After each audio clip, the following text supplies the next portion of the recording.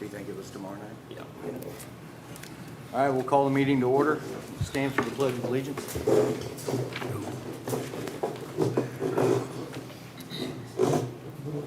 I pledge allegiance to the flag of the United States of America and to the republic for which it stands, one nation, under God, indivisible, with liberty and justice for all.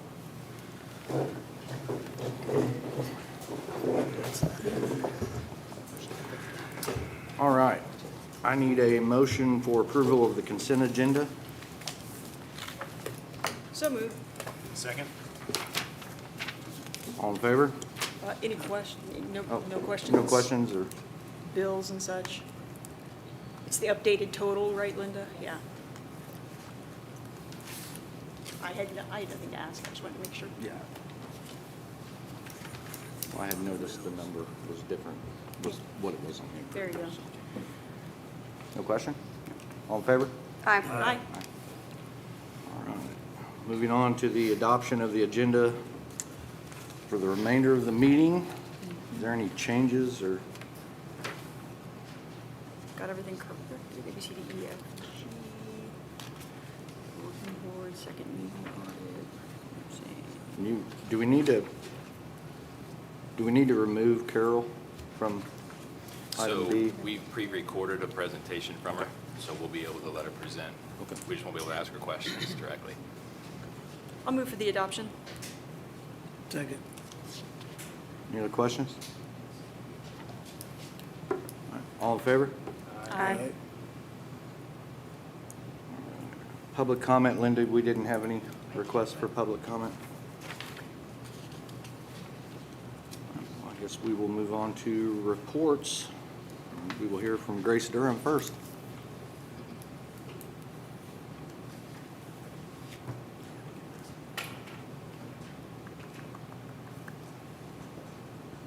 Hi, everyone. Thanks for having me tonight. I have been working on the governance plan, looking into the possibilities of expanding our early childhood and just getting some baseline data for where we're at currently. So I was just one member of this amazing team. I worked with Kim Alberson, the principal here at SPS, Julie Garrett's the assistant principal, Robin Christie, the process coordinator for Spain Power Primary, and Chelsea Hoskins, who is our Parents as Teachers coordinator. This slide just briefly looks into what we currently offer in our community. That's what the strategic plan or governance plan goal asked. Where are we now? What are our current offerings?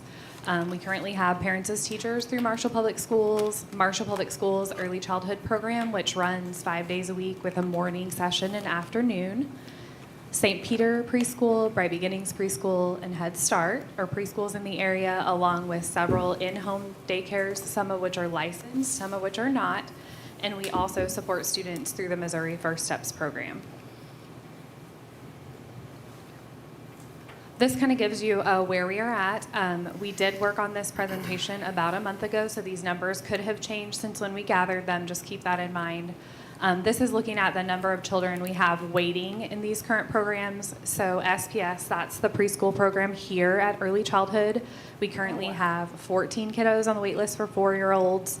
For 3-year-olds, we don't have a wait list, and then you can kind of read through the other preschool programs.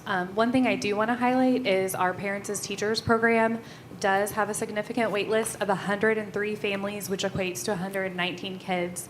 And I talked to Chelsea, their director, today, and that's actually increased to 111 families at this point.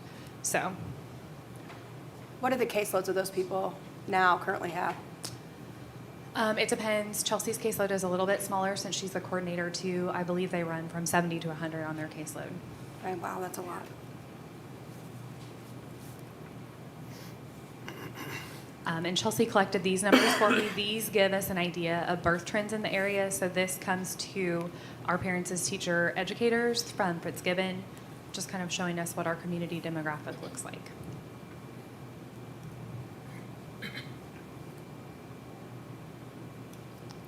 This is something that's also very important. Whether you send your kiddo to preschool or not, this is kind of a foundation of skills that we would like to encourage parents to work on at home with their kiddos. These are things we would like to see your child doing prior to preschool. So that's a 3-year-old or younger, working on those toileting skills, self-help skills, establishing good routines and procedures, get them used to following those adult directions, getting them used to sitting down and participating in activities. Good sleep habits, get them in that routine as well. Having a nutritional balance, because when they come to school, we do expect them to try a variety of different foods, so introducing them to that and experiencing interactions with peers and adults. So that's one thing that our Parents as Teachers program helps build the gap with, is creating monthly group connections, sorry, that escaped me for a minute, where they bring families in, so you don't have to be preschool age. It starts all the way at birth, and just bringing those kiddos together and giving them an opportunity to interact with others. Early childhood screenings. In the past, we've used the Dial 4 to screen preschool students for Marshall Public Schools. We're moving to using the ASQ, which is the Ages and Stages questionnaire. This kind of gives you a number of how many kiddos we've screened in 2022, and then what we'll be looking at in 2023. This does not only screen kiddos in our preschool program. Parents as Teachers also partner with daycares and preschool in the area and go and screen children there. Head Start also screens their students. This is just a little bit of background information on the kindergarten screening. In 2021, we screened 133 children. In 2022, we screened 91 children. These are just some of the different things that we look into for that.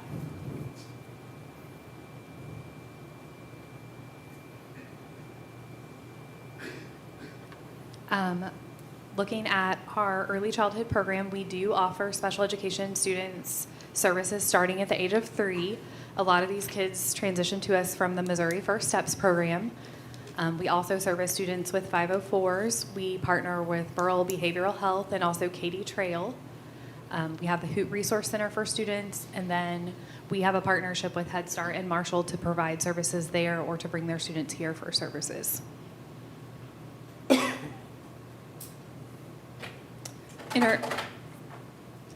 Interagency collaboration, we're very lucky to have amazing community partners that work with us to support our students.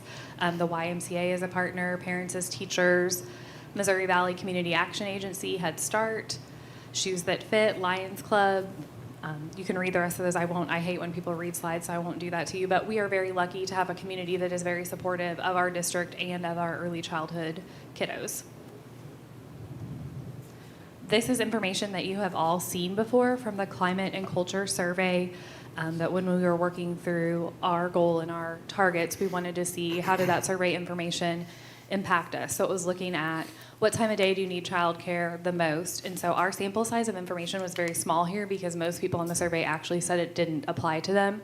But of those it did apply to, the time of day that they were seeking childcare was during the traditional workday. So just food for thought on that.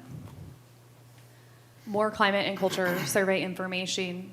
Would having a full day preschool benefit you? Again, a lot of our respondents said that did not apply to them, but in talking to others and have worked in the early childhood prior to coming to this role, that was my role, was working in an early childhood, and I know that that created a barrier for a lot of families trying to make that transition midday because we only service students from 8 to 11 and then from 12 to 3.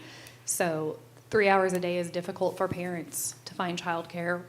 We've also talked about it as a recruiting and retention tool. If we are able to offer a full day program to our teachers and staff, that might be a way to bring people in. So that transitions me to my last slide. And this is brief because it was just an introduction. We have just started this work, and I'm just the spokesman of this group.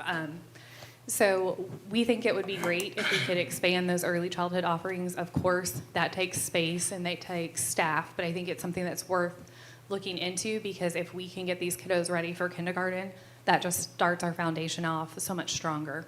And also, I think it would be very important to look into adding an additional parent educator. This is something our Parents as Teachers program has been asking for, and this program is based on reimbursement. So they get reimbursed for screenings, they get reimbursed for visits. So that would be something we would like to look into further.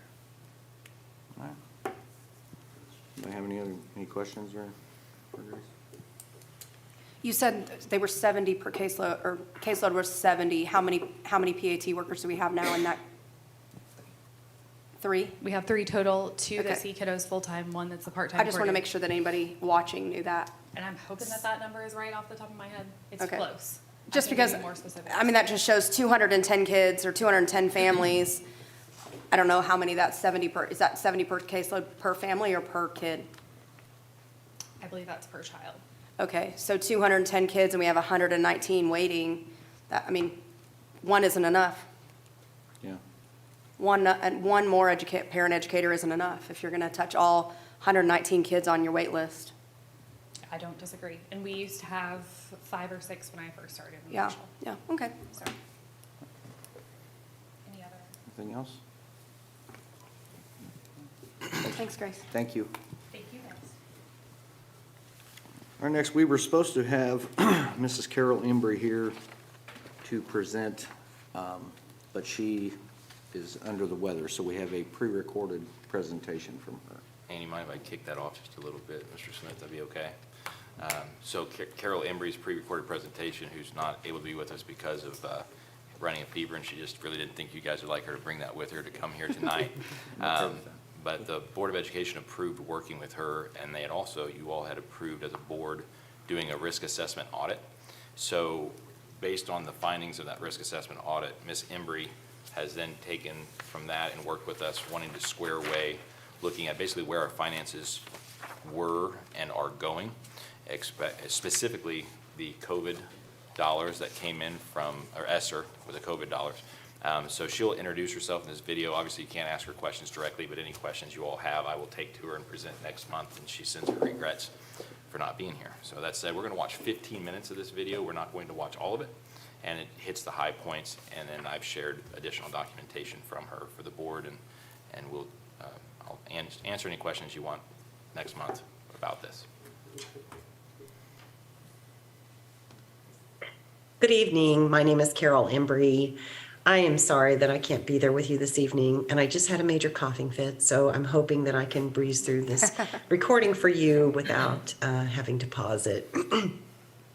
So I have had the pleasure of working with your team in identifying. Uh-oh. That was a short presentation.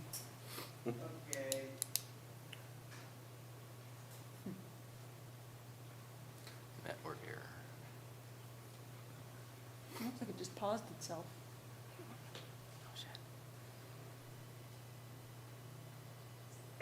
Good evening. My name is Carol Embry. I am sorry that I can't be there with you this evening, and I just had a major coughing fit, so I'm hoping that I can breeze through this recording for you without having to pause it. So I have had the pleasure of working with your team in identifying opportunities for improvement, including budget amendment, and I'll jump into sharing my screen so that you can follow along with the presentation. And I'll highlight some things. There is an accompanying report that Mr. Pettit will be providing you as well. And it has just a little more information in it, not a great deal, but okay. So to introduce myself, I retired from Missouri Public Education June of 2021, knowing that I wasn't finished working, but returned to be with my family. I'd been working in the Springfield community and the Springfield School District for 7 years. Before that, I retired as Deputy Superintendent of Operations. Before that, I worked in the Liberty School District for 11 years and the Blue Springs School District for 8 years, but I took a hiatus in between the two and worked in my church for a few years. But I started my career in Missouri Public Ed in the Clinton School District, so a district quasi-similar in size to Marshall Public Schools. And I've enjoyed every one of my experiences and learned a lot along the way. I will highlight for you that I've always been on the business side of the house, so while I started out as a business manager, also known as a bookkeeper in some districts, I ultimately became director in Blue Springs and in Liberty and chief financial officer, and then finished off in Springfield as deputy superintendent of operations. And so under my umbrella there included HR and anything financial, construction, transportation, nutrition services, all those things. But I had great people working with me in such a large district. So the scope of work that Mr. Pettit requested that I cover included a primary review of those primary revenue budgets and primary expenditure budgets for the current year, and then also changes for state revenue for next year. Also, a recommendation for a minimum operating fund balance and the budget amendments necessary, changes to budget process, and along the way provide any primary observations and recommendations, including general business functions. And so what happened to us when we thought we were going to spend a lot of energy in one particular way, we ended up having to do a look back, because I realized as I was dealing with the ESSER funds, because in order to understand where we were headed, I had to know that we had reconciled out all of the ESSER coding and claiming, and learned that there were some significant journal entries that needed to be entered to correct last year's data and claiming, and we got that all lined out and then move forward. So I wish we were able to get more into some of the analysis of the revenue, other revenues and expenditures, but that work can still be conducted. So for primary revenue assessment, understand that this chart represents $35,454,609 for a revenue budget. It does include the budget amendment recommendation that is provided for you this evening. And again, a more detailed review is necessary. Obviously, we've had a major impact on federal funds by the ESSER federal stimulus money, and CARES before that, 22% federal, and normally that's around 10%. It's not surprising that state is showing at 37% or 13.2 million, with local at 32% for those local tax dollars that come in, and that is at 11,276,000. Some other breakouts that are required from DESE include county, and then receipts from other districts and other revenue. County is always typically fairly small, with state assessed railroad and utilities and some things like that. Local tax revenue, this just reminds us that assessed valuation is calculated by applying a specific percentage to market values, and it depends on the property type. So there are 4 primary property types. Other factors in calculating the local tax include the consumer price index, CAP, and new construction and improvement values, and also discerning if it's a reassessment or a non-reassessment year. Now, you're fed the information from the county assessor, or the county clerk actually is who sends it over, but know that tax year 2022, which is what you just went through in setting the levy this past summer, was a non-reassessment year. Also, new levies or bonds approved by patrons would be a primary effect on local tax revenue. So in the current year, we're estimating $5,739,309, and that's an increase of $211,629. That is based, then that's over FY22 actual. That is based on a collection rate of 98.55%. And the reason we've used that is because that's what occurred last year. Assessed valuation increased 3.58% overall over the prior year. And yes, you approved your levy in August, and you did slightly increase your operating levy based on the state auditor form calculation tool that we all use. This reminds me to tell you that the Department of Elementary and Secondary Education provides monthly financial updates to administrators so that they can stay tightly focused on changes that are coming in terms of revenue and that type of thing. The memos include the governor budget recommendations and how to calculate basic formula and other revenues. And because of the pandemic, we've had a lot of information coming our way regarding ESSER funding. So this is an excerpt from one of those memos, and it shows you that the governor recommendations for calculating certain revenue types, and most of these are tied to ADA or WADA, tax rate WADA. There are different calculations that are applied, and it's a rate per pupil basically, or per pupil attendance. And those estimates start as early as January. So it is completely doable that administrators would thoroughly review all revenues and expenditures and make a recommendation to their Board of Education for approval by the June 30 deadline. This year, we are covered, and when I say we, I mean Marshall in particular is one district that's benefiting to a high level regarding the pandemic provision that's in Missouri statute. Missouri Statute 163.0214 states that when there's been an infectious disease, and this statute's been around, I think, since the 1960s, this portion of it, but when an infectious disease exists and attendance is significantly reduced for an extended period of time, then you can do a look back of the year preceding when that condition existed. Now, one could argue that we're still affected by it and we should be able to rely upon it in FY24, but we're being told that that won't happen. So normally districts, when calculating formula, there's a 3-year window. You either use the current year or either of the 2 preceding years, and you can use whichever one is highest. What's nice about that is it gives a district an opportunity to respond to changes in enrollment. You know, you may learn in September when you do the count that you're down 100 kids like you learned this year. And you didn't know that when you were hiring teachers. So it gives you a year to respond to that and reduce your FTE going into the next year. So again, understand we are protected this year, but we are not expecting to be protected next year. And you're going to learn what those impacts look like. So this is a slide of one of the pages within the DESE formula calculator tool, and it's specifically the one referenced weighted ADA calculation estimate. And I wanted you to see this just so that you understand that when administrators are using the calculation tool, they can project out if you have demographic information, if you have other known factors of changing in your district, you can project out. And the formula tool right now allows you to go back all the way out to FY26.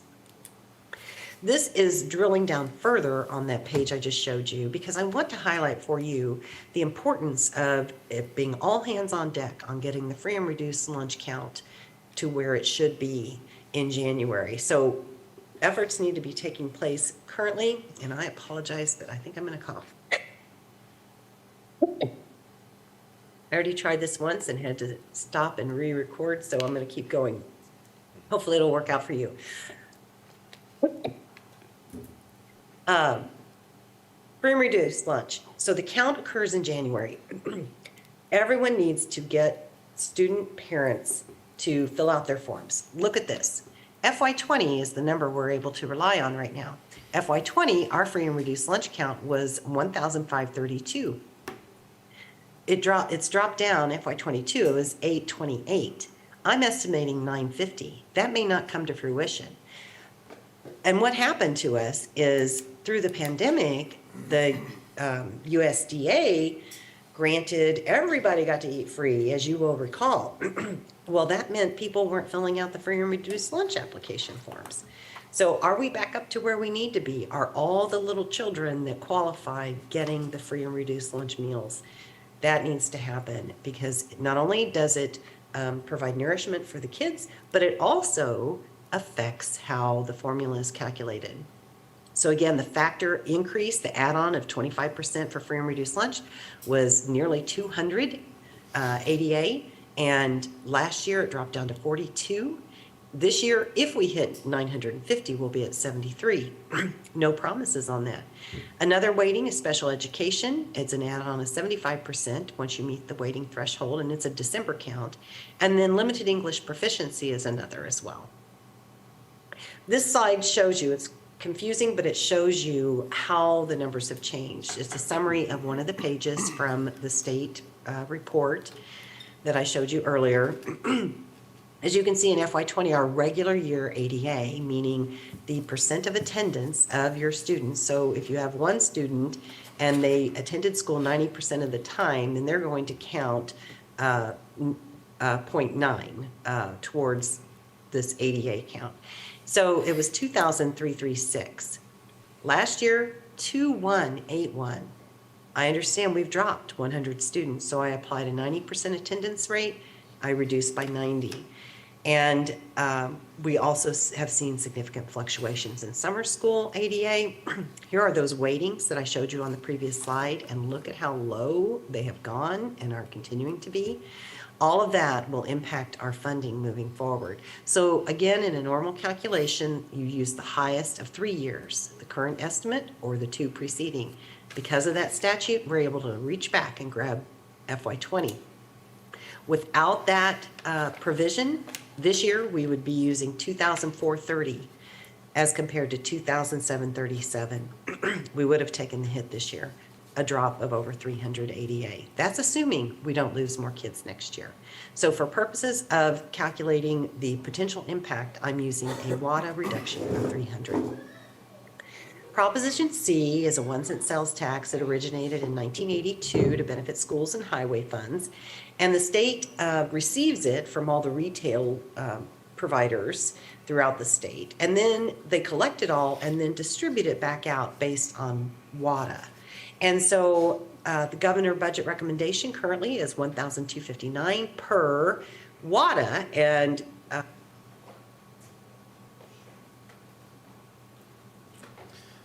Okay, so we're going to cut that just a little bit short here, but before I get into a follow-up to Ms. Embry's presentation there, I want to stop and say first tonight, we got a good reason to pause and take a break from business as usual to, I think, celebrate our soccer state champions that we've had here in Marshall this weekend, which was an amazing feat, and really proud of them and Coach Van Winkle and his coaching staff. We had some great celebrations.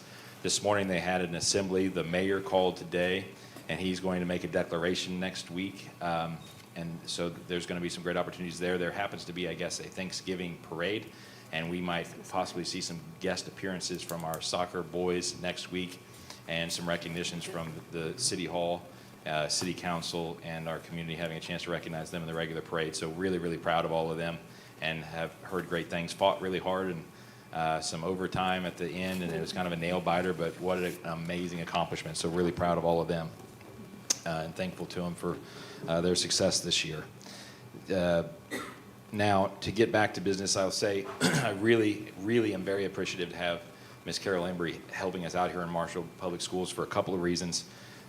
She's a very modest person, as she introduced herself, but I'll say across the state, she's extremely highly respected, has been a part of financial situations before, and has proven herself on a state level that she is a person who can sort through the finances, figure things out, get into the nitty-gritty, and a lot of what she shared with you are things that I wouldn't know to have told you if she weren't so good at digging into the details like she is. So I thank the board, first of all, for being willing to bring in an expert like her.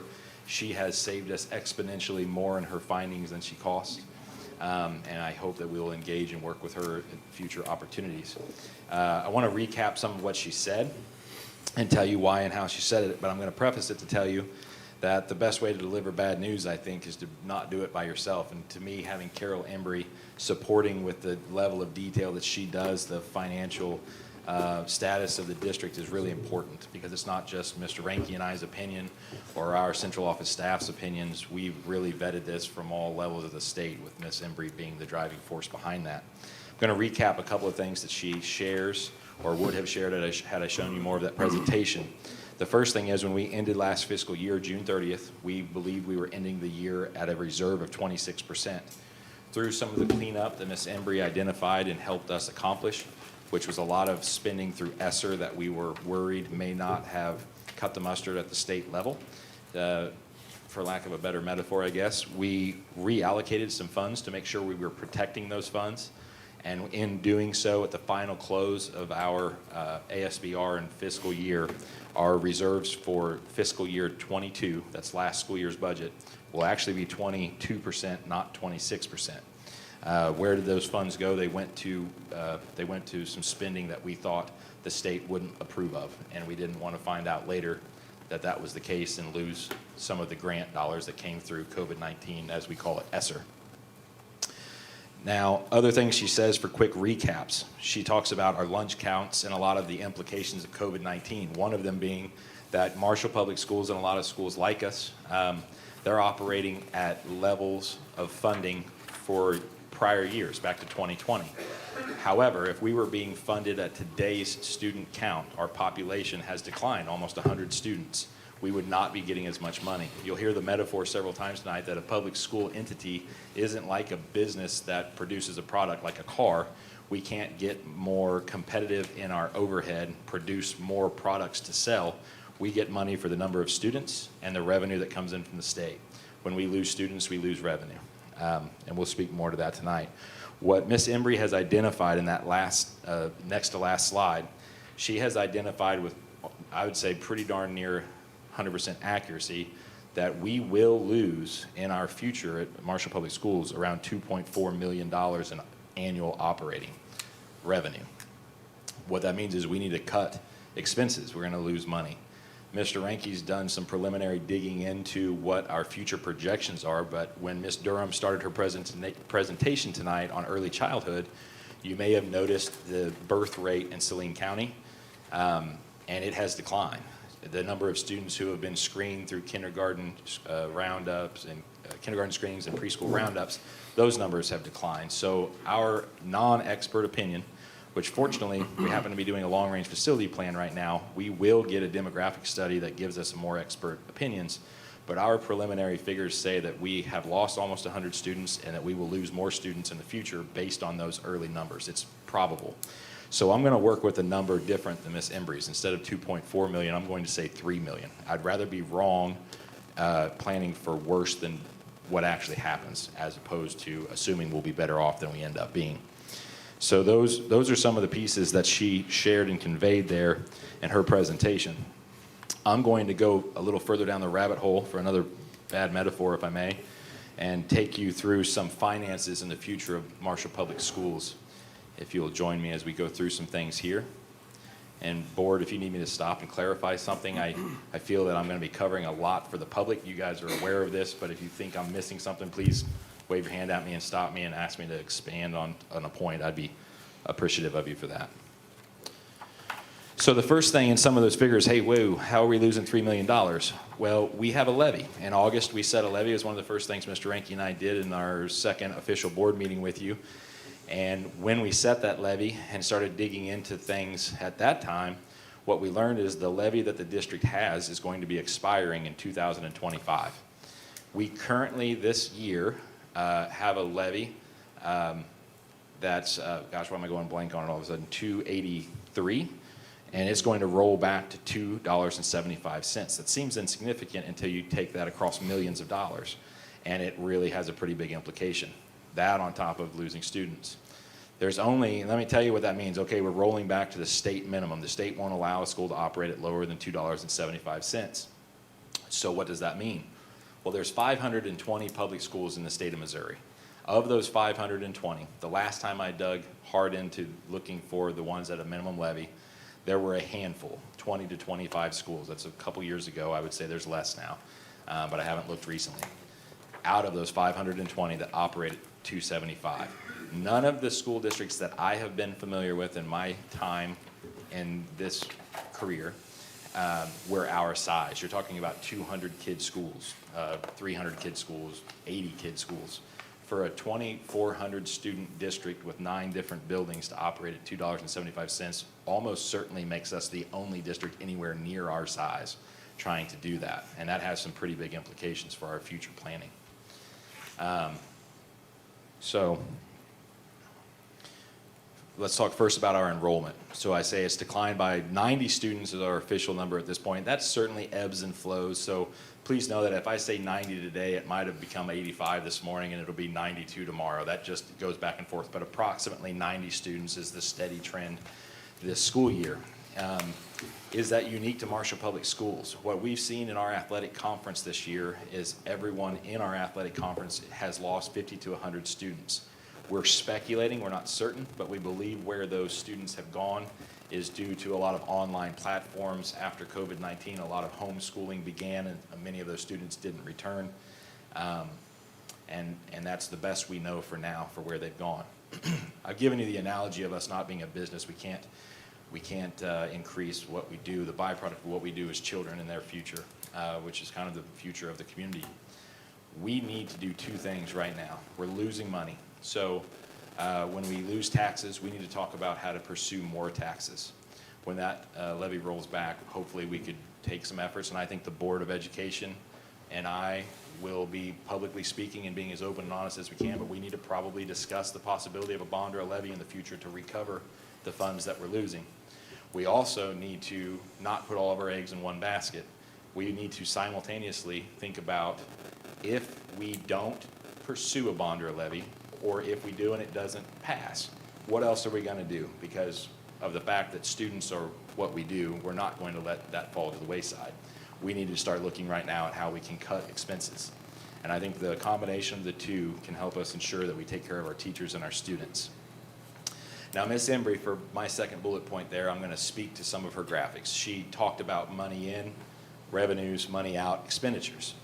When we as a district talk about where do we spend the most money, and it's common of any public entity, salaries tends to be the biggest one. For Marshall Public Schools last fiscal year, 83% of where we spend our money in the budget is salaries. So that would be a place a person could look, is to cut salaries. However, what we do is kids, and what we think is what is best for kids in everything that we do. If we were to lose teachers, are we doing what's best for kids? The answer 99.9% of the time is no, that is not what's best for kids. And that's what we're going to work to avoid. So we'll get into what's the second biggest thing you can look to for costs in a district's budget. But last point on this slide is that we have to start working to get that levy or bond going. And we also have to start looking at cutting costs that are not people. And we can avoid doing anything detrimental to our students by protecting those staff who serve them. And that is going to be a #1 goal of ours. As we talk about the $3 million, I want to reassure our staff that we care about them because we care about kids. And if we plan ahead, we've got a little time. It's not 2025 yet. So we're going to be proactive, positive. We're going to go into this with the right attitude. But we have one more consideration as we go into it. Mr. Ranky and I have been here now, I guess, about 5 months. And a lot of what we've been doing when we come to these board meetings is telling you about research, data, and facts that we've been finding. Safety and security has been a major one of those. As a district, we have 4 buildings that are 100 years old. And the second largest budgetary cost that Marshall Public Schools has is fixing them. 15% of last year's expenditures were on building repairs. And Mr. Ranky crunched the numbers and went back in time digging up all these numbers. $1.5 million at Marshall Public Schools has been spent on heating and cooling, HVAC, repairs in the last 3 years. Not all or even most of that was budgeted. So how do you create a responsible budget when 15% of your expenditures are fixing things you didn't know were going to break when you made the budget? That's a good question, right? Big safety concerns that we are seeing. And I'm going to have a visual on the next slide. So I'll glaze over this quickly and I'll expound on it when you can see an image. But secure vestibule entrances. When you come in the front of Spainhauer Elementary, you see the one and only secure vestibule entrance in the Marshall Public Schools. Secure access, the ability to keep those doors locked, control them remotely, scan a key card to get them in, turn the key cards off when you don't want people to come in, things of that nature, giving them to the police and fire and emergency responders, et cetera. That's what I'm talking about when I say secure access. Our playgrounds being protected by fence, protective glass, shatterproof or bulletproof glass, classroom doors that lock from the inside of the room, and I'll talk more about that in a minute. Another thing, adequate cameras in our districts. I hate to scare people, but I don't want to mince words as a parent and an educator who cares about kids. We don't have enough. It's not adequate. We can't see everything we need to see. Fire alarms, working or existing, is a problem in our buildings right now. And cutting edge emergency plans is another problem. I wouldn't define our emergency plans as cutting edge. And none of that said to hold anybody in ill regard. It's just simply gotten to a point of the world we live in today, when those 100-year-old buildings were built, it's not the same world. It wasn't built for the world that they're in now. So it's another major budgetary concern for me, is what do we do about that? We're also understaffed on security detail, and we don't have a safety coordinator definitively. So if I were, as a non-expert, going to give our buildings and our safety and security a grade card today, I would have to give it an F. And I would do that as a parent. And that's going to play into what we do about our future plans to address that $3 million deficit. Because, again, if what we do as kids, and that's the most important thing with every decision we make, we've got to address a budget while still doing what's best and what's right. sometimes that's going to seem like an oxymoron, like we're contradicting ourselves, spending to save, but that's exactly what we're going to talk about. So, two things I'm saying we're going to do. We need to cut what we spend, and we need to plan for recouping the lost revenue. We cannot wait on a bond or a levy and assume more revenue is coming. If that was the only thing we were going to do and it didn't pass, then what would we do? I don't want to find out. We're going to do both at once. You've got two images up there on the screen. On the right-hand side is a picture of one of our beautiful 100-year-old buildings with amazing character. That's a real wood door with beautiful pane glass. It happens to be single pane glass, which is concerning. And I think the biggest thing I could say that the public might not grasp fully, so bear with me as I say this, is that, well, single pane, however, is dangerous. A kid's arm could go through it. But it's much bigger than that to me. Last week, and actually we were lucky to have an article in the paper. I was proud to see that on the front page, and I hope people saw it out there, talking about the safety summit that the Board of Education and myself attended, and some of the breakout sessions. Two people that spoke there, and it gave me goosebumps, and I'm going to say this to you as a story to speak to the parent hearts in the room. One was a parent of a student that was lost in the Sandy Hook tragedy where 26 first graders and teachers were killed. The other was the high school principal of Columbine High School at the time that tragedy occurred back in 2000, 2001. And as I heard their stories, I thought about that image on the right-hand side and the students that we send to school in our buildings to go into those classrooms. At Sandy Hook, there were a couple problems. The door is locked on the outside of the hallway. That doesn't seem like a big deal, but as I heard those two people tell their stories and their experiences, one of the reasons Sandy Hook had such a high casualty rate was the teachers had to come out into that hallway and lock that door on the outside. It's exactly how most of our doors are at Marshall Public Schools. But replacing doors is expensive. There's a lot of them. But when you want to step out in that hallway and lock a door, and Lord forbid there's an active shooter in that hallway, you're not going to lock that door, just as they didn't at Sandy Hook. And that was why they had so many casualties in about 4 minutes. The other thing is when we talk about safety vestibules, if you look in the image on the left, you can see that there's broken glass. But to the right of the broken glass is an image of a vestibule, a safety vestibule. That's the outside set of doors. A person would come through those doors and they would be met by another set of doors that are locked, which keeps them from getting into the whole building if we don't want them in the whole building.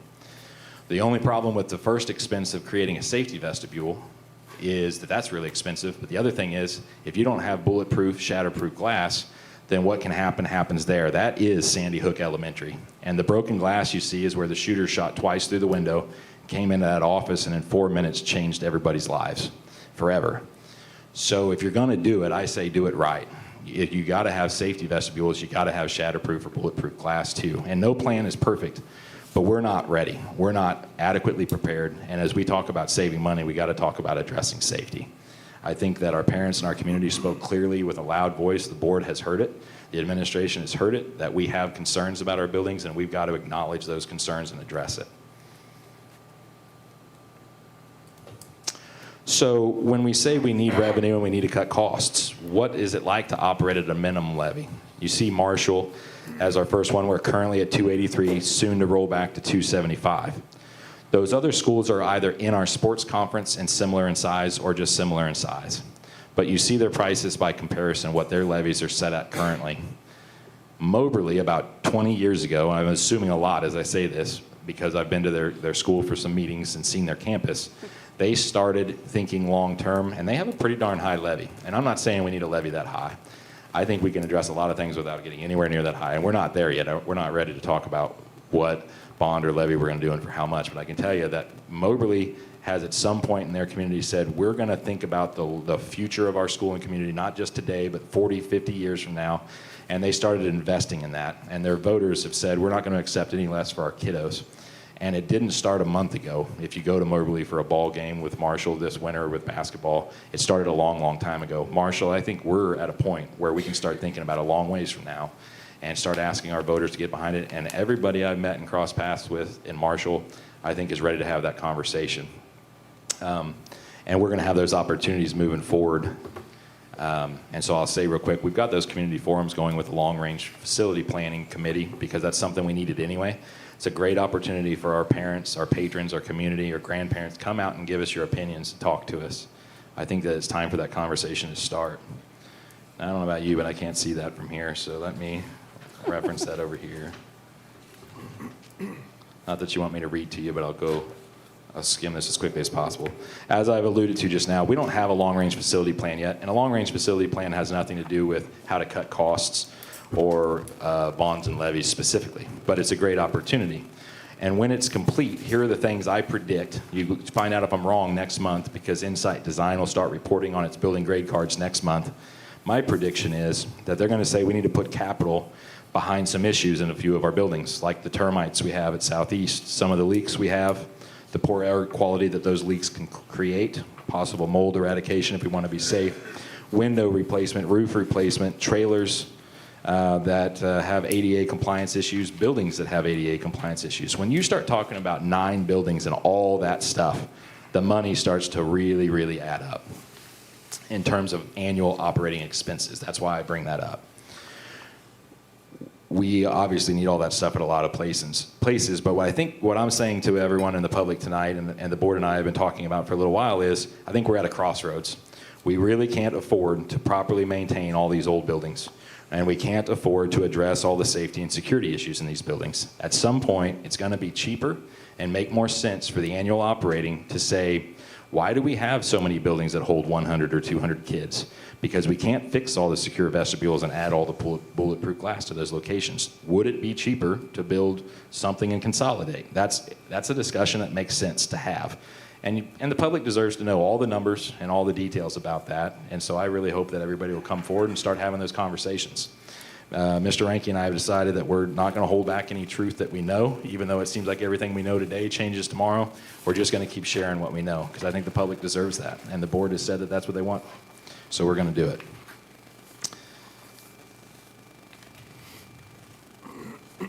So I'm going to recap real quick, and I'm going to land the plane here fairly quickly.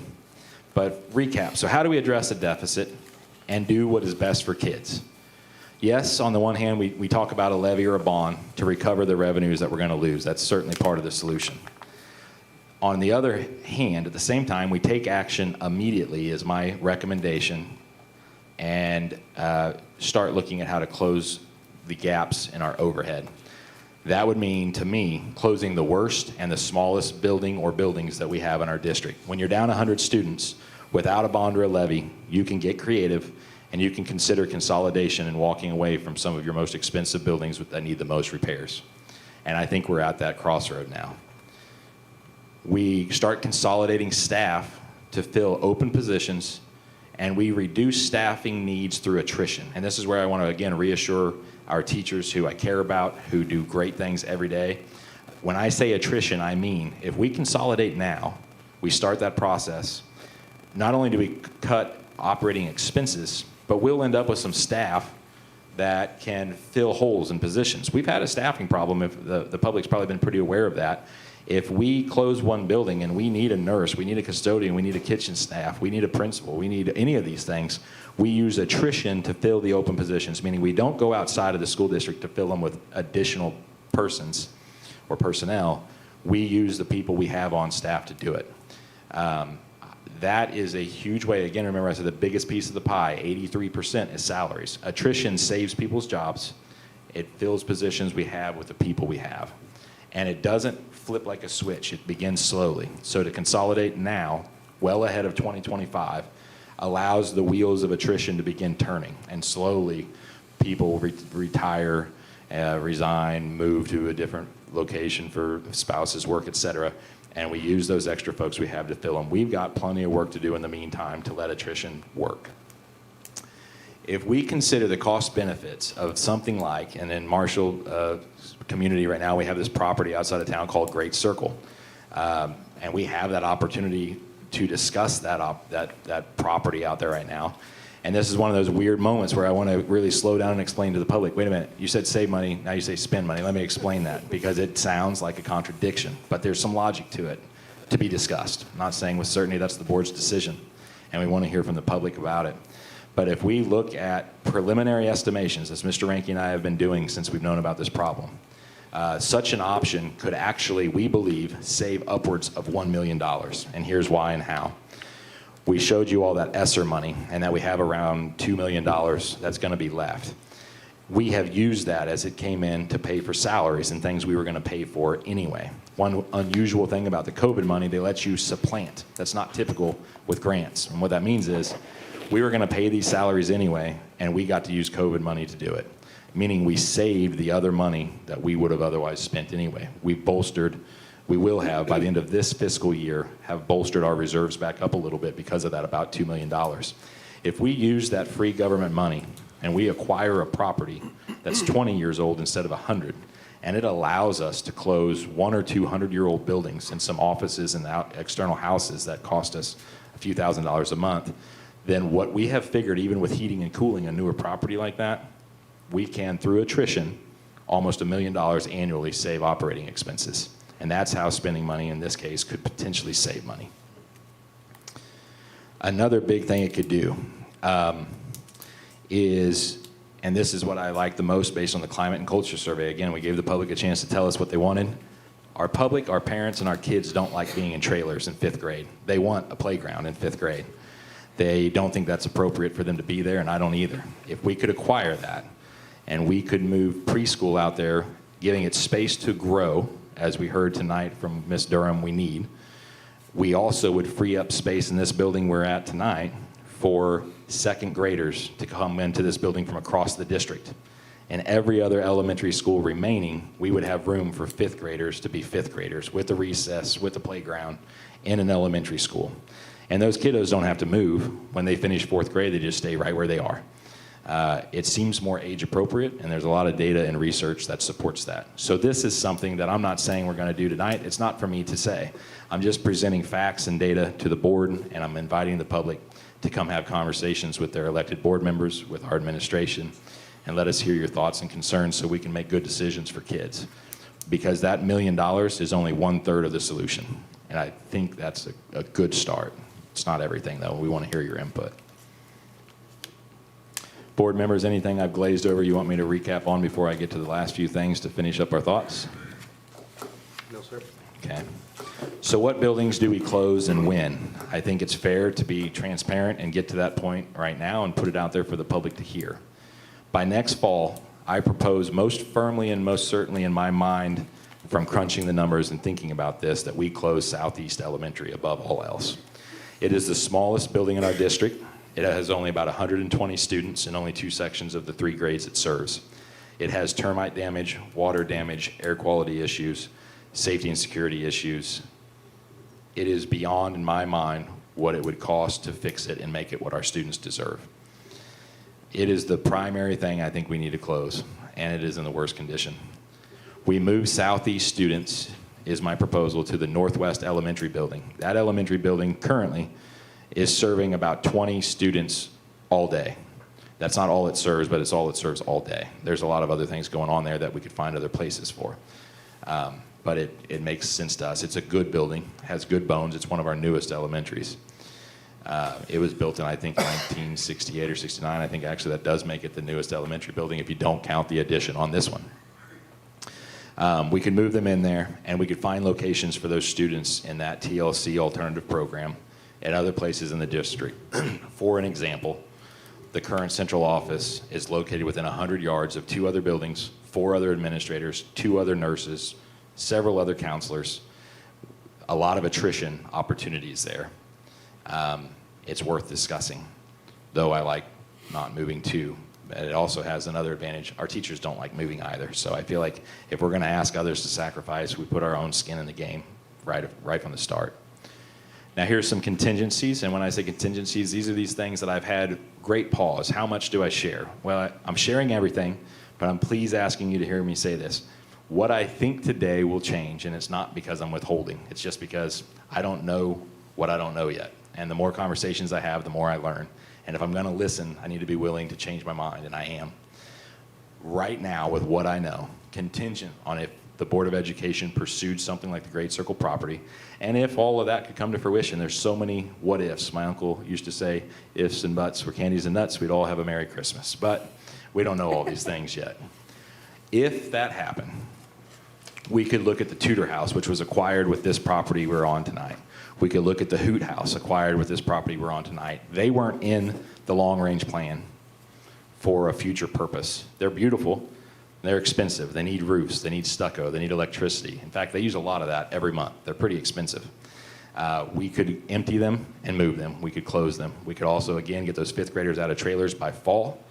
We could get an early childhood to a location where it can grow. As Ms. Durham reported, a lot of those early childhood dollars are what we refer to sometimes as money in, money out. If the students need services, there's grant money to give them the services, but we need space to provide them.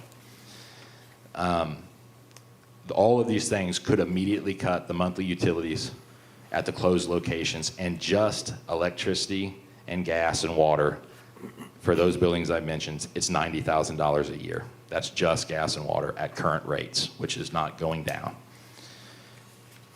Closing those buildings, I want to say this really clearly for the public. Sometimes when people talk about bonds and levies, and I think it's the worst thing you can do with respect to your community members and taxpayers, is they say, if you don't do this, we're going to do that. We are not saying that. Whether we run a bond or a levy, whether we pass a bond or a levy, we are going to close some schools. It has nothing to do with the bond or the levy.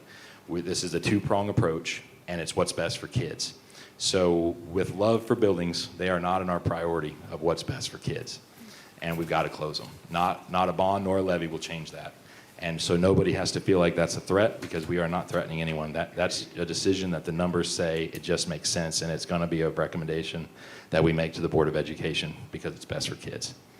And I'll keep saying that over and over so it doesn't feel like anybody's being threatened. Absolutely not threatening anybody. That we'll do it if we're going to do it Pettit. because. Sorry. Yep. That 90,000 in utilities, does that include the trailers? The trailers are another $24,000 a year. Ironically, however, this year when we paid the $24,000 lease on the trailers at Beaker, they sent us the titles with the check. Actually, they haven't sent them yet, have they? But they're supposed to send us titles, and we have annually up till now paid $24,000 a year for them.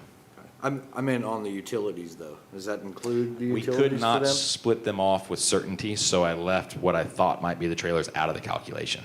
I can't imagine those being very The hoot efficient. house and the Tudor house. That's just the Hoot House, Tudor House, That's what I thought we talked about. and Southeast. 90,000 a year, and that's gas, water, and electricity. It's not trash and several other things either. We've really tried to make these estimations conservative, because again, I'd rather be wrong and save more than wrong and not save as much as I said. I feel really good that after attrition, we'll save the numbers I've said we'll save or close to it. Okay, I think this is my last slide. There might be one more, but I'm really close. So to land the plane here, it's really hard to share these things. It's really hard to face these things. And it really does take a village, as the old adage says. So I say with absolute sincerity that I welcome conversations, and I welcome this through the community forums for long-range facility planning, and Mr. Ranke is going to talk about some other opportunities for the public to come and discuss these things. We want input. We do not want to sit here and tell you everything we think you need. We aren't talking yet about what a bond or a levy is going to be for, because we don't feel it's for us to tell the public. We feel it's for the public to tell us. And we think that might be a different approach that might just work. We pray and hope. And I'm going to acknowledge right now that this plan lacks some things. It doesn't achieve everything. So let's acknowledge that. And I can't see that again. I got to open up this is an annoying new reality for me.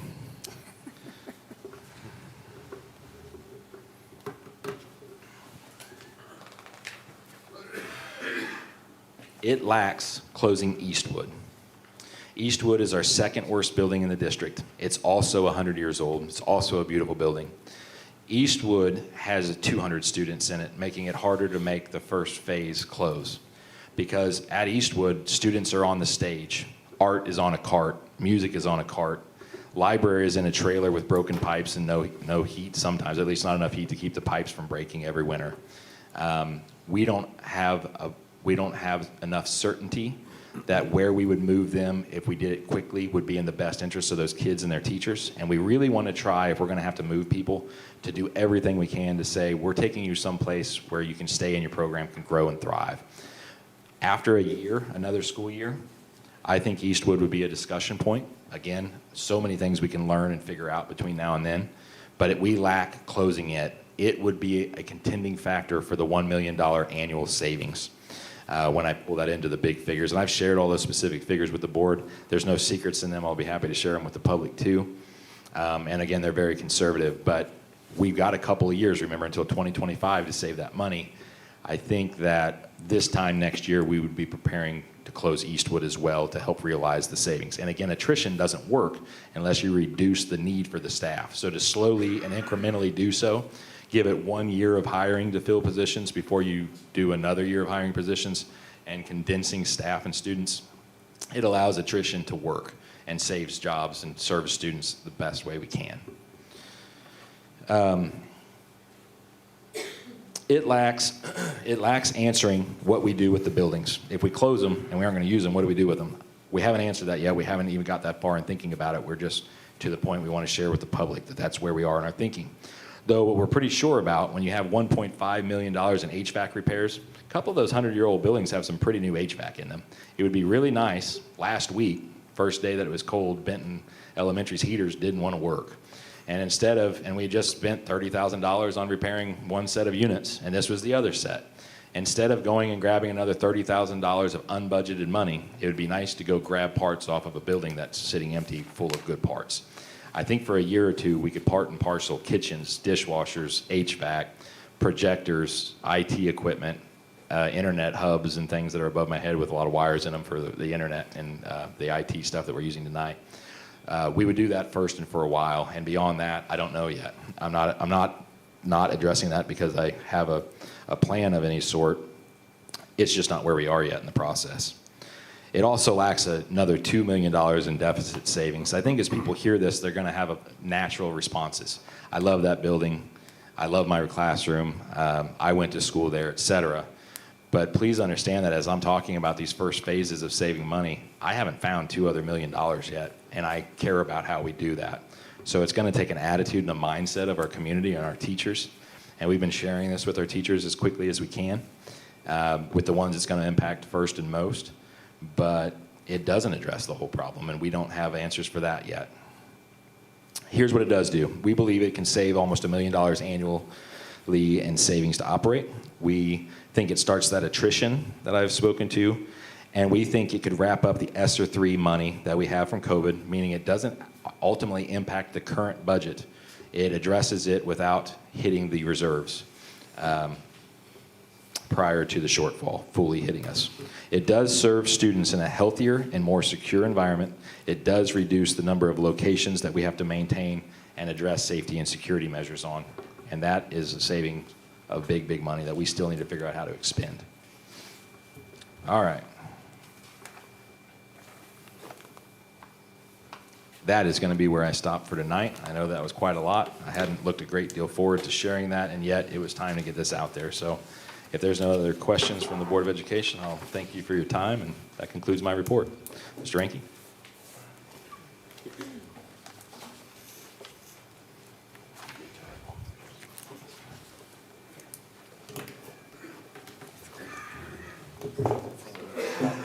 Okay, so what we've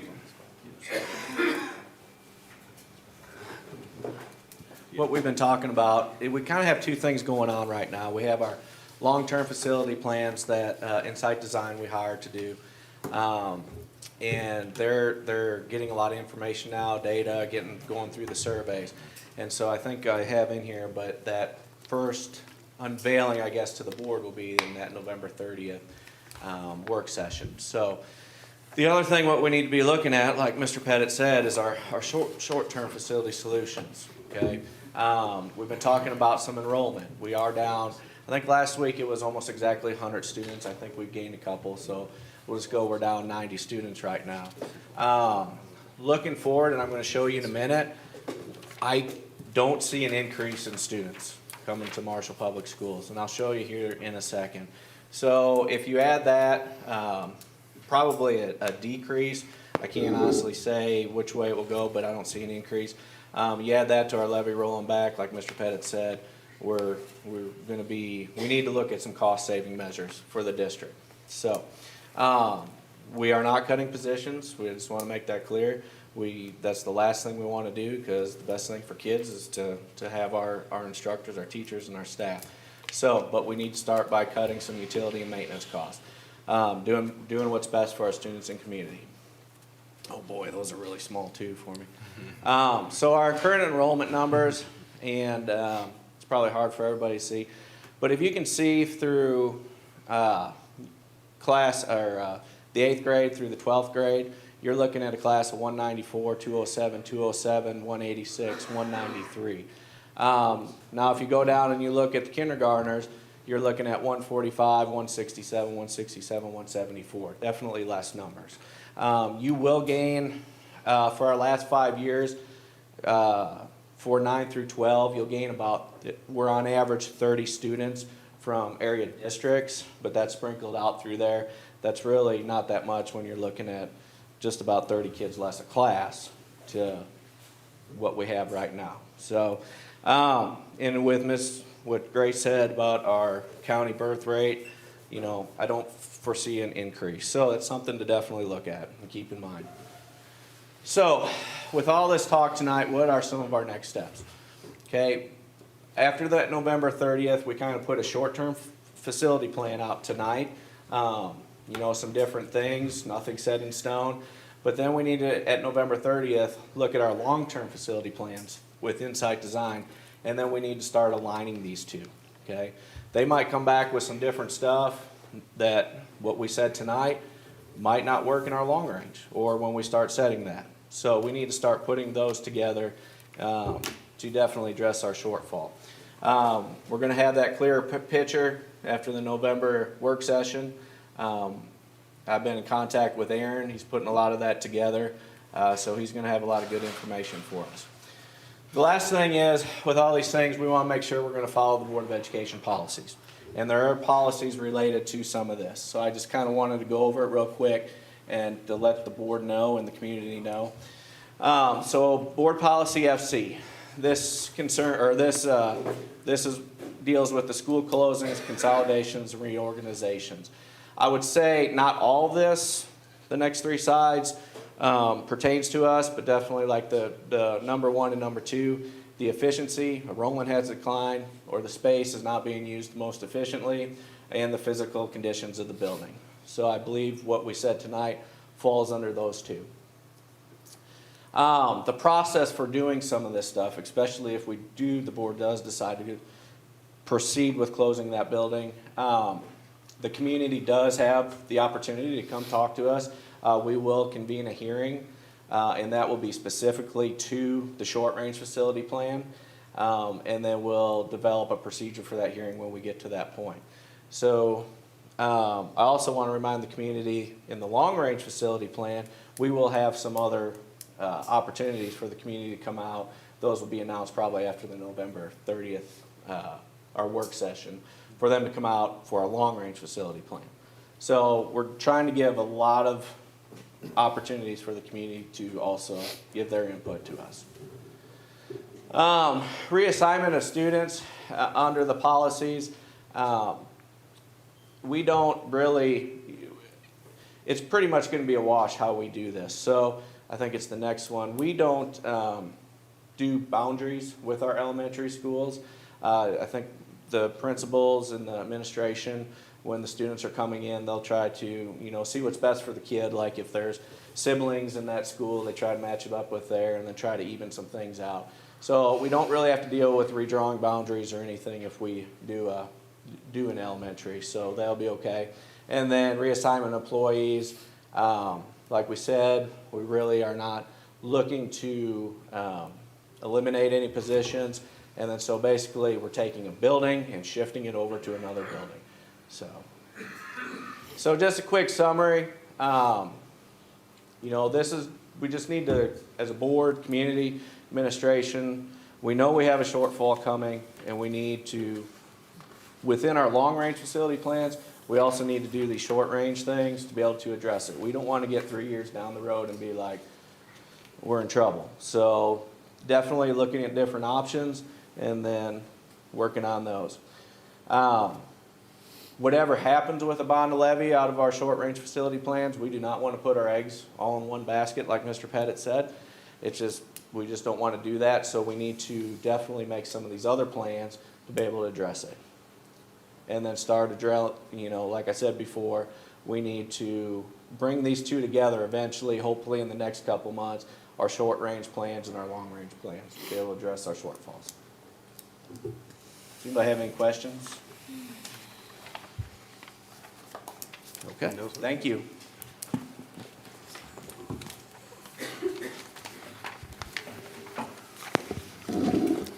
Moving along to old business, just want to remind everyone, our governance plan, CSIP, MSIP, whichever you like to say that as, we like to governance plan. That's what all of our decisions are kind of tied back to, and what we're looking at as we're guiding the districts. So just want to make sure everyone realizes that's on the top. Also, we're going to be talking about a human resources director position a little bit farther down, and that is number 1 underneath new business. Mr. Pettit, do you have anything about that before we go? Yeah, real quick on the governance plan CSIP, for being busy with a few other things this month, I was going to bring and present to you guys tonight, but I thought this was probably enough to digest for one evening. But we are going to make a few modifications to the CSIP to define more clearly our measurement of progress towards goals as part of that governance plan. So you'll see a revised version of that. I believe we'll have that ready for you in the December meeting. But otherwise, I'm ready to go on to new, if that's all right, Mr. President. So, Human Resources Director, I'm going to actually ask Mr. Ranke to speak to this a little bit. Last month, we spoke and opened for a first reading about the teacher recruitment and retention grant. This was an extension of the COVID dollars, and we were hoping that we could tap into that. So, Mr. Ranke, can you just tell us about the process and where it is regarding that? Yeah, I have been in contact with the person at the state that's over the teacher recruitment and retention grant. We kind of went back and forth, but they are going to allow us to change our strategies to be able to put the money towards this position. I'm waiting on final approval, but all the paperwork's been sent to them. So we would have over $70,000 available for this first year's salary through that grant. So to that end, where we feel that we are with that is time is of the essence moving into the holidays. Once we come back from this Thanksgiving break that we're 1 school day away from starting, we'll have a couple of weeks and it'll be Christmas break. We'd like to ask the board this evening for a motion to create the position. If the grant falls through, we will not do anything to fill it, but we want to have the timeline on our side. And this is another one of those things that seem odd to spend money. However, again, students, it's all about what's best for kiddos. We have open and unfilled positions. Filling those positions is getting extremely competitive, and we have an opportunity for a first-year salary free. I don't think we should shy away from doing something to tell the public we're taking action to fill our open positions next year. If this grant is approved, which I hope it will be, but through the holidays, we're going to be waiting on DESE for a little bit. Nonetheless, I'd like to ask the board to keep all that in mind and be willing to hopefully make a motion to approve opening the position. And again, we would not fill it until we know about the grant and have approval. I'll so move. I move that we open the position with the understanding that we won't fill until the grant is approved. I'll second it. It's been moved and seconded. Is there further discussion or clarification? I know we've gone back and forth over this position for a few months and had a lot of discussions upon it, so, Yeah, and no- this is no about other where we were changes settling. To the position No other changes to the position? statement that we looked at? Okay, All the same, yeah. cool. So I will call for the question since Harry's traveling this evening and can't be with us. So all those in favor, please say aye. Aye. Any opposed or abstaining? Thank you. Next, we're going to talk about a practical nursing program tuition increase for 2023, 2024. And I will ask Mr. Wilcoxon to come up with, I was going to say Ms. Tegens. I was trying to pull the name, and I'm glad you said it for me, sir, of the practical nursing program herself, so. Well, thanks for letting us be here tonight, and I want to start off by saying this proposed fee increase coming after Mr. Pettit speaks tonight. The fee increase is kind of separate. It's in our adult nursing program, which is separate from the Marshall Public Schools side of things. It's a post-secondary program that is funded through tuition paid by the students. And so this increase that we're asking for is not an increase incurred by the Marshall Public Schools. It would be incurred through student tuition payments. So the reason, you guys have the proposal in your board packet, but we'd like to add an increase of $365 per student per year to the practical nursing program cost at Saline County Career Center for textbook and lab fees. The reason for this is that the cost increases are proposed to offset the increase in costs for textbooks, as well as to continue effective student support services that were implemented using the HERF grant, which were monies we received from the federal government to assist during the COVID pandemic. The grant funds run out at the end of the year and will not be available for the 2023-2024 school year. And the student supports that are in place have proved to be useful in helping our nursing students prepare for their licensing exam. So that's why we present this to you and ask for your approval for that. If you have any questions, Ms. Teachins is here, so she can provide those answers. You ruined all my good math work. I actually had that 365 figure for you, so, and it looks like, by what I'm looking at, there's still an approximately $600 deficit that we're going to be covering per student. Is that correct? I'm unaware of any deficit. I saw something totaling around 17,000 and some change, and that included like the testing that we give and some other things it looked like, so. So the $605 is actually what the students pay out of their own pocket. Ah, And we okay. include that so that they can I be got you. aware of what they're gonna have as far as Okay. beyond textbooks. I got you. I just Tuition saw the, transparency. I just saw the 17, I think it was like 17.1 figure, and then the, what we were looking to propose as a 16,739 figure. So I was assuming we might have been eating that cost, but that is actually the students who bring that money to the table on that side as well, so. That's right. Okay. How does this make us in terms of competitiveness with other programs? There were some other things in there. It looks like he's shuffling for the paper and probably got it on top. Within your packet, we included comparisons with other local PN programs. So at the proposed $16,739 for next year, our programs comparatively, their cost this year, we are still below $500 to $1,000 everybody but the Clinton Technical School. And we would be at least $500 to $1,000 below, let me hear you, let you hear me say, below all the others except for Clinton Technical School. It's an important note, right? And I don't know how they're doing that for right around 15,000, I think was the number that was in there, but the numbers could range all the way up to well over around 18,000. So we're still giving a very good bargain for those kind of looking for those programs by what I was seeing, and a program that's turning out high-quality students and good successful graduation rates as well, so. Well, and I think it's important to note that we'll have a new facility, I would assume, that you're going to be using soon. I mean, Absolutely. So I hopefully. hear you asking for an update. I would love to know what's going on out there. So I come and apologize, of course, for a first time navigating a building project and having all the thoughts in my head of how awesome it's going to be and how quickly it's going to come together.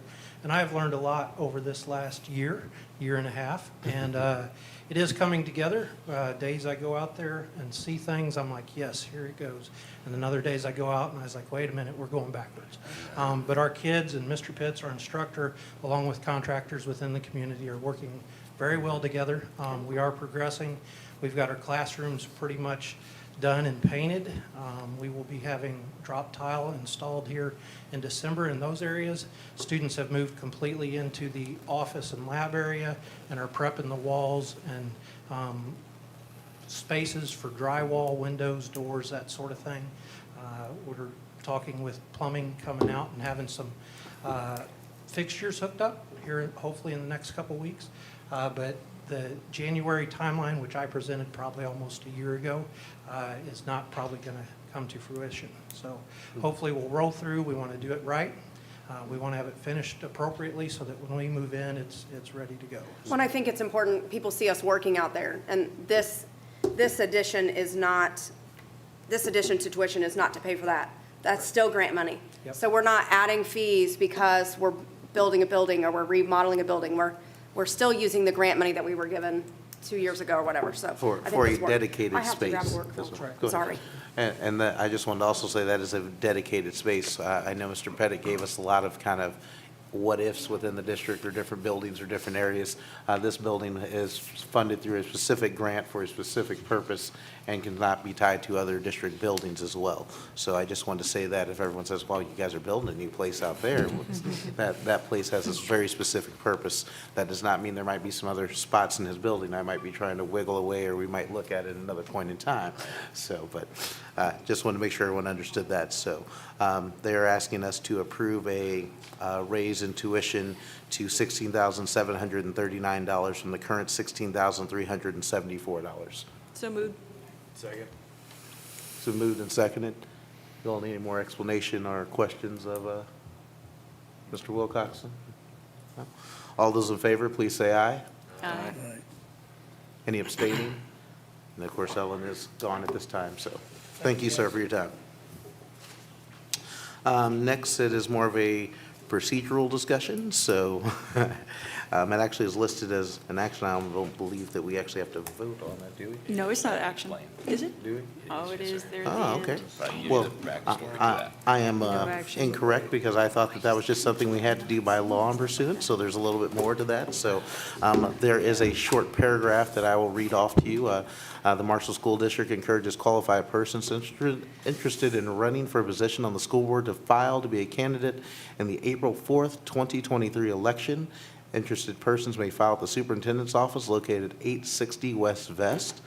Filing will begin on December 6, 2022 at 8 a.m. and will continue during the district's regular business hours, which are Monday through Friday, 7:30 to 4. Candidates may obtain the official candidate filing packet of forms and instructions in advance from the superintendent's office. Except for the first and last day of filing, filing will not occur on days that the school district's central office is closed due to inclement weather or other health-related reasons. The district may not open even on the first and last day of filing if weather conditions make it unsafe for school staff to travel in. Filing will also not occur on the following holidays when the school district central office will be closed. That is 12:30 p.m. on the 21st through December 26th. The last day to file is the 27th, and the office will be open from 12 to 5. Currently, there will be three positions available for 3-year terms, and that will be the seats of Mr. Lenz, Ms. Lance, and Mr. Smith. So, that has all been laid out and explained. I don't believe we need any procedural explanation if we need to make sure we vote.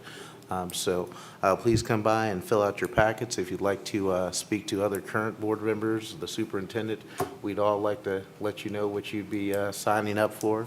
Jack may be a great resource for you to talk to about that because he signed up for something not knowing exactly where we were going, as well as we all did when we came to our first meeting and found out there were a lot of other moving parts to the district besides just the few minutes that we thought or hours that we spend in board meetings. So there's a lot of other things that go on. So I'm looking for a motion for us to open the election as outlined. So move. Second. It has been moved and seconded. All those in favor? Aye. Any opposed or abstaining? All right. So I know there's been a lot of talk about kind of bond issues, other things, levies, speculations. The next things we're going to be doing, we're going to be talking about selecting a bond or levy company from a submission. Just want to make it clear, this does not mean that we are going to start a bond or a levy, but if that is the way the community direction wants us to go, the way our facilities plans need us to go, and what we're looking at doing in the future, we have to have some parts in place when we start making those conversations in the future. This selection of a bond or levy company does not come with a cost attached. They don't get paid unless we go and do some work and raise some bonds, or we decide to actually move in that direction. So this is just merely something to keep all of our ducks in a row if we decide to look in that way after the first of the year, and to kind of express interest and to have someone looking at those. So we received a few packets, one of those from Raymond James, one of those from LJ Hart and Company, and the other one is from Stifel, who are all bonding companies within the area, so, or within the nation. These packets are kind of out to us all. There was some summary information in there as well, and I will let someone explain the RFP to those actual numbers and figures because I don't have them right here in front of me currently. So regarding this, and it's one of those things that I've spoken with board members and I myself, I've been through bonds and levies before, but I haven't been a superintendent when I've done it, so it's been a new experience for me. It seems like the cart in front of the horse was a couple of conversations that I've had with people. The reason why you start with this so early that I've learned that I think the public could appreciate and respect is without bringing on an underwriter to give you preliminary figures with absolute certainty, you aren't able to talk to the public about what those things would cost them as a taxpayer. So going ahead and bringing them on board, I think, is just another way to be transparent to the public. And if the board chooses not to pursue it, they won't, like Mr. Jake said, it won't cost us. However, if we were to proceed, they do have rates and fees of service. And of these three, there are different fees breakdown by per $1,000. So that said, the lowest bid was Raymond James. The middle priced bid was Stiefel, and the highest was LJ Hart. And the difference ranges, I'll tell you that, for Raymond James, if they were to serve a general obligation bond, their fee would be 55 cents per 1,000. Compared to the highest, LJ Hart, it would be $1.1 per 1,000. So a major spread in their fee structure. If it were a levy, Raymond James, should we use them? Should we pursue that? Should it pass? Their fee would be at Raymond James 0.65 per 1,000 versus LJ Hart $1.80 per 1,000. So significant savings to the district if they were to pass a bond or a levy. The fees they would save would be to go towards the initiatives that were set by the community for their long-range facility goals and plans. To that end, anything else I can say to describe that and why the recommendation would be to work with Raymond James tonight? Raymond James they had former superintendents on staff who would be part of the consulting team, right? They have two retired superintendents, one from Raytown, one from Platte County. And they both have a pretty stellar reputations in the state for having passed successful bond and levy issues. So in a savvy move by Raymond James, they've been recruited out of retirement to go to work for Raymond James. They would be a wealth of knowledge for sure to guide and answer questions. Again, as they've been in these situations, the community and board members and administrators and teachers have questions, I think they'd be a wealth of knowledge to be able to be transparent and give them factual information without error. It's a great way to not be successful if you make errors. So I have a lot of confidence in those gentlemen and their reputations. I was able to speak with Stiefel and Raymond James at the vendor area within the school board conference. I know that we had spoken to some of them, the people that were present at later dates as well. I did not see anyone from LJ Hart, but we were able to converse a little bit about what this process meant and a little bit to our district as well. So I will now be open to accepting a motion for a bond or levy company in the idea that we may or may not need them in the future and at no cost to the district at this time. I'd make a motion, we accept the submission from Raymond James. Second. Is there further discussion? Yes, I'd like to say something. Yes, sir. And I agree with Mr. Pettit when he says it looks like we're getting the cart before the horse. My comment is, when we hired the outfit to do our long-term studies, it was my understanding that we were going to get that information first before we moved to this type of program. And I just think we're moving a little too fast on this thing. That we don't have enough solid information yet to be able to vote on this type of a thing. That's just my opinion. And I can understand those timelines. I had to go back and do some more research myself to find out kind of, when Mr. Pettit and I talked a little bit about this, and he said, well, I'm going to be talking to you about bonding and levy companies. And I was like, I said, well, we just got here and we haven't figured out where we're going yet. I feel like we're driving pretty fast. And then I found out some of the other more technical things on the backside of if you don't have a company on board or if you're not actually in discussion with people, then you have to work with that company. It may take us another 30 or 45 days to move into that area. But right now it's kind of a no harm, no foul conversation commitment. So, but I definitely understand and I had the same sentiment as well, Jack. So. I think the no cost makes it more comfortable. I mean, I don't know what the harm would be if there was, since there is no cost. If there was a cost, I can understand, but I think to have players at the table that we can communicate with and be working with simultaneously as we travel fast, the next 65 days is going to be really important. Well, if I'm not mistaken, Insight's going to tell us what we need. Raymond James will tell us if we can get it. Right. I mean, so we have to have both, because we can't make that decision on our own. I We think, can- And then the other thing that's going to come into play, I mean, after we meet with Insight on the 30th, then we're going to, I've already talked with Mr. Pettit a little bit about, I want to initially even try to roll out within the next week or two. I want to have a couple community meetings before Christmas. I want to have you all have these kind of conversations to be able to go around at Christmas time, you know, through the holidays, with your children, Yep. with your families from out of town and in town as they come here. So, you know, we can talk about, you know, rolling some things out to the public, and then we'll have some really good grasp about how everybody's feeling about this come January. And so we want to make sure that we're able to do what our due diligence as the true district leaders are, you know, direction pointers as they come down to, and we can direct our superintendent and the rest of the places or the rest of the pieces that fall in line to go where we want to go and where the community is directing us to go. I think you make a good point, though, that people in our community should be talking to their families that don't necessarily live here also, and comparing what our tax levy is, where their kids are being educated and where they're living versus where their family is and where where they've driven in town that day, where they're visiting, what their tax levy is and how many kids they're serving, et cetera. And do some comparative research on your own so you know how truly low and different we are.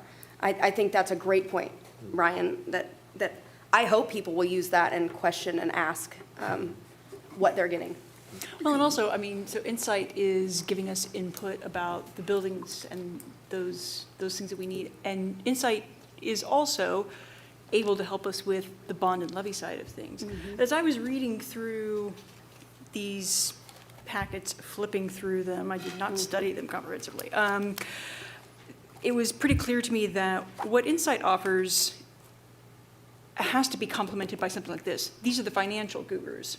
These are the people who tell us about how that side of school finance is going to work. Insight tells us what our needs are and how we can get the best facilities for our kids, ideally at the lowest cost.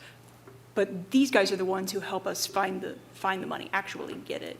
So we kind of have to have both of them so that they can start working together to talk about what's Marshall's unique position here? What kinds of financial realities are they looking at?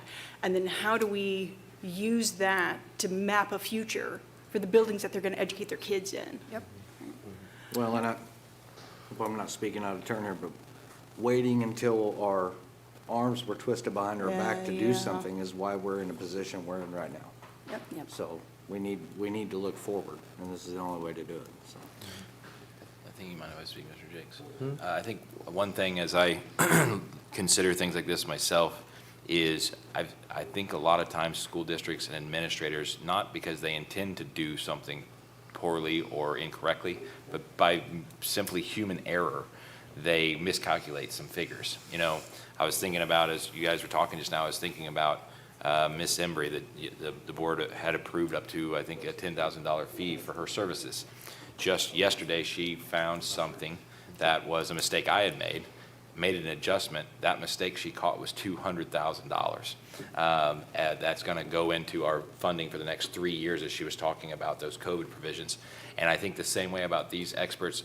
After tonight and us being open and honest, your phones are going to start to ring, and people are going to ask questions. And to have financial experts that give us numbers, they're going to base, and the conversation I had with them that I appreciated was, as we wait for Insight to tell us from an engineering standpoint, as Dr. Meyer highlighted, while they're doing that figuring, and they're going to be presenting in December to the public after they get some direction from the board, but having one of these kinds of vendors saying, what is the maximum amount, what would it cost, and they're going to be able to get numbers to you all as board members, to us as administrators, and we're going to be able to say, this is what it would cost if you own a farm, this is what it would cost if you own a residence, this is what, so those kinds of numbers, I would not be 100% accurate.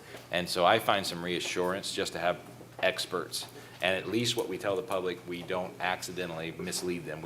We're certain that what we tell them is accurate and true. I really feel very reassured by that. So we've had quite a bit of discussion. I believe we have a motion on the floor as well. It has been first and seconded to look at working with Raymond James if we do need their services in the future. So all those in favor of Raymond James as the lowest bidder or lowest submission for us on this, please say aye. Aye. Abstain? Or Opposed. nay? No. Opposed? No. All right, sir. Next thing is just some clerical. We're looking at setting the second Tuesday of the month for some secondary meetings. Mr. Pettit has said that he needs to see us a little bit more, kind of as when he was first coming on, to kind of have some of these conversations as we start talking through Insight, as we start sharing some other information, as we start meeting within the town. So feel free to reach out to us. As he said, our phones are going to start ringing a little bit. Please understand that as of the 30th meeting, when we meet with Insight and we kind of have a little bit better grasp on what they're talking to us about our long-range planning, we're going to have a little bit better information to give you then. So, as I said, feel free to reach out to us. We're always here to speak with anyone, but we will have some better answers, and we will be putting out some better information in those couple of weeks, in that first week of December for sure. So, if those dates don't work for you, the second Tuesday, we will look at some other dates. So. Next, we're looking at the audit and just a first reading that was included in your packet. We'll be looking to approve that and then publicizing that after our next meeting. And then our annual Secretary of the Board report has been revised, resubmitted, and it's also needing to be approved so that we can go forward with that. There's been a lot of work in there between Ms. Embry. I'm sure Ms. Perkins has had to readjust some numbers, and maybe even Mr. Pettit as well, I'm sure. So Poor Miss Dawn Moore has really worked and, herself to death. and I will say Don's name as well. Ms. Dawn Moore has been crunching these numbers as well, I'm sure. So there's a lot of behind-the-scenes things that happen when you have to go back and amend a report. That is just as painful as doing it in the first place. So I appreciate all the hard work there to make sure our reports are in compliance and then resubmitted back to the state. So Brian? Yes, sir. Excuse me, is there anybody here from Chitwood? From where? No, from the auditing firm, no, sir. No, sir. Well, this bothers me, because I've got several questions as I went through this audit. Just to give you an example, some of our deposits were not covered. Do you guys know what that means? Everything over and above the FDIC insurance, the banks have to pledge securities against that deposit. It can be treasury bills, treasury notes, whatever. And the audit found out that we weren't covered on some of our deposits. Has that been corrected? Have we talked to the banks? I assume they told us who those were. Have we corrected that? This is not when you asked the question.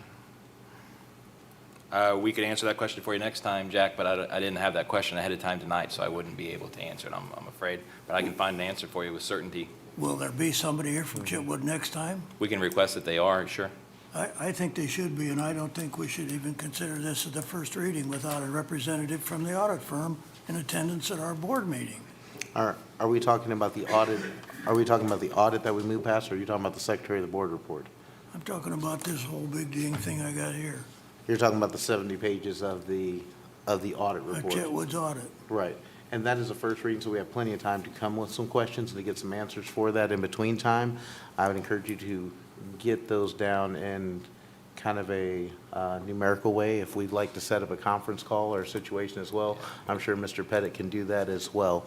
So we do have to approve the report in December, but we definitely want to make sure it's clear and that it is accountable by the eyes of the law, and making sure that we actually are guaranteed our funding. So we definitely don't want to lose any money by a technicality that could potentially happen to us by an FDIC rule. That's right. It's very nice to have a very diverse board to where we have people who have expertise in a lot of areas.